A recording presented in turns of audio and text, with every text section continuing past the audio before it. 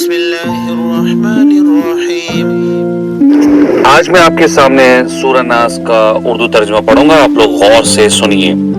قل اعوذ برب الناس، کہہ دیجئے میں انسانوں کے رب کی پناہ میں آتا ہوں، ملک الناس، انسانوں کے بادشاہ کی، الہ الناس، انسانوں کے معبود کی، من شر الوسواس الخناس، وسوسہ ڈالنے والے یعنی ذکر اللہ سن کر الذي يوسوس في صدور الناس،